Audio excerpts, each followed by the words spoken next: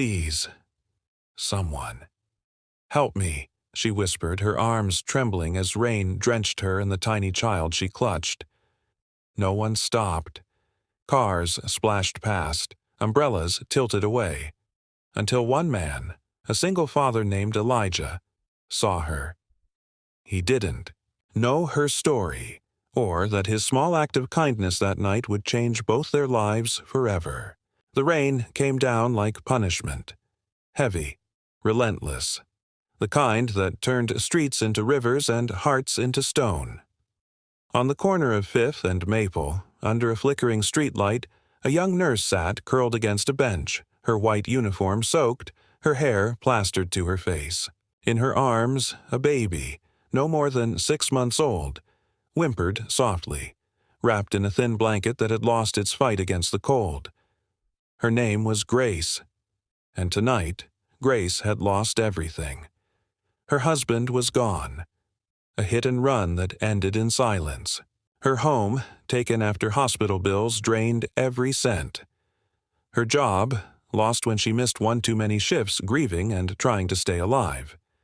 Now she sat there, her body shaking not from rain but from despair. Her baby, her last connection to love, let out a weak cry. "I'm sorry," she whispered to her child, her voice cracking.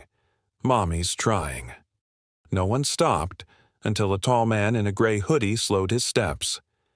Elijah was used to storms, the ones outside and the ones life threw inside him. He'd been raising his little girl, Ava, alone for 3 years since his wife's passing. Every morning, he packed her lunch, braided her hair the way she liked, and told her the same line his late wife once told him. "Storms don't last, sweetheart, but strong hearts do." That night, he was on his way home from the night shift at a delivery job, tired, soaked, but something in the corner of his eye stopped him. A mother huddled under the streetlight, crying like the world had ended. He hesitated for a second. People were watching. Some were whispering, but none were helping. Then he heard the baby's faint cry. He didn't think twice. He walked over. "Ma'am, are you okay?" Her head lifted slowly. Her eyes, red, tired and full of fear, met his. I don't know where to go," she whispered. The rain beat harder. Elijah looked at the baby, then at Grace. Something inside him cracked. He remembered nights holding Ava when she had fevers, praying she'd make it till morning. He remembered wishing someone, anyone, had helped him back when he was the one crying in hospital hallways. "Come on," he said gently. "You can't stay out here." She shook her head. "I don't want trouble. I just need to rest. Somewhere." He pointed toward a small diner across the street. "Then let's rest there." For a second she hesitated. Because when you've been hurt, enough. Kindness feels dangerous, but his voice carried no judgment, only quiet conviction. So she nodded. The diner was half empty, smelling of coffee and pancakes. The waitress gave them a puzzled look but said nothing when Elijah ordered 2 soups and hot tea. Grace tried to speak but couldn't stop crying. Her baby had fallen asleep.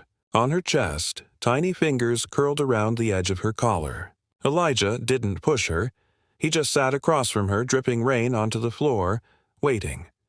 Finally, she whispered, "I'm sorry. I shouldn't be here." He shook his head. "You needed a place to be dry." "That's reason enough." She looked at him then, really looked. A stranger, exhausted, wearing a worn jacket with delivery patches and tired eyes that somehow still carried light. "You don't even know me," she said. He smiled softly. "You don't need to know someone to care." Over tea, words slowly found their way between them. Grace told him everything. The accident, the eviction, the loneliness. Every sentence trembled. Elijah listened, his hands folded, his heart breaking silently. When she finished, she wiped her eyes. "I was supposed to start over. I was supposed to be strong for her. She glanced at her baby, but I don't know how anymore. Elijah reached into his pocket and pulled out a crumpled photo. His daughter Ava, smiling with 2 missing teeth. "You will," he said. "I thought I couldn't either, but I learned something." She looked up. He leaned forward. "You don't have to start strong. You just have to start." Her lips trembled, the first hint of a smile breaking through. Elijah offered to walk her to a shelter, but when they arrived, it was full. So he made a decision that most people wouldn't. He brought her home. Ava woke up sleepy-eyed when they entered. "Daddy, who's that?" she asked. Elijah smiled. "This is Grace, and this little one is Lily. They needed somewhere safe tonight." Ava looked at the baby, then at Grace, and without hesitation she ran to her room and returned with her favorite blanket. "It's warm," she said, "for the baby." Grace's tears fell again, but this time they weren't from pain. That night, for the first time in months, Grace slept without fear. Days turned into weeks. Grace found temporary work at a clinic nearby. Thanks to Elijah's help, he'd watch the baby when her shifts ran long. They cooked dinners together, shared laughter, shared stories of loss and healing. One night, as they washed dishes side by side, she asked softly, "Why did you stop that night?" He paused. "Because I saw my wife in you. The night she passed, no one stopped for me either. And I swore, if I ever saw someone standing in the rain like that, I wouldn't walk away." Grace placed her hand over his. "You didn't just stop the rain, Elijah. You stopped my fall."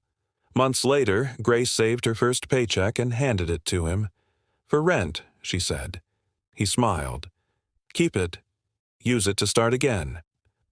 "I already did," she whispered. "The night you found me." Word spread in their small town about the man who took in a crying nurse and her baby. People who had once ignored strangers began to look at others differently, because kindness spreads faster than gossip when someone dares to begin it. A year later, the same streetlight flickered in the rain. Only this time, it wasn't loneliness sitting beneath it. It was Grace holding Lily and waiting for Elijah, who was walking home with Ava. They were a family now, not born of blood, but of mercy. As the rain began again, Elijah smiled and said, "Storms don't last." Grace looked up, eyes full of peace. "No," she said softly, "but hearts like yours do. Sometimes the people who seem lost in the rain aren't asking for rescue. They're praying for a reason to keep going, and sometimes that reason arrives as a stranger who simply stops." If this story touched your heart, share it. Leave a comment telling us where you're watching from, and remember, the smallest act of kindness can rewrite someone's entire story.